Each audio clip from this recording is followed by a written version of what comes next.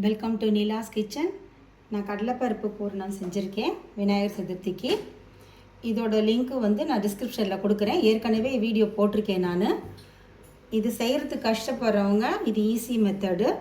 புதுசாக கல்யாணம் ஆனவங்களுக்குலாம் அது செய்ய கஷ்டமாக இருந்துச்சுன்னா இந்த தேங்காய் பூ வச்சுக்கோங்க. இதில் ஒரு 4 ஸ்பூன் சுகர் போடுறேன். போட்டுட்டு ஏலக்காய் கொஞ்சோண்டு போடுறேன். நெய் ஒரு டீஸ்பூன் ஊற்றிக்கிறேன். அவ்வளோதான். இதை கலந்துட்டு பூரணமாக வச்சிடலாம் உள்ளார. இது பாருங்கள், இதில் மாவு தயாரித்து இந்த மோல்டில் இப்படி வச்சுக்கிறேன் நான்.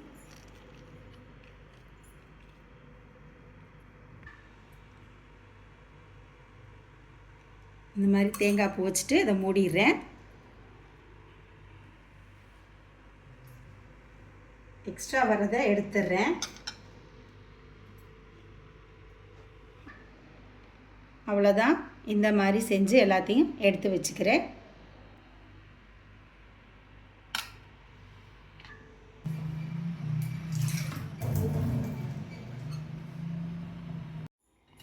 வெந்துருச்சு. அடுப்பை நிறுத்திட்டேன்.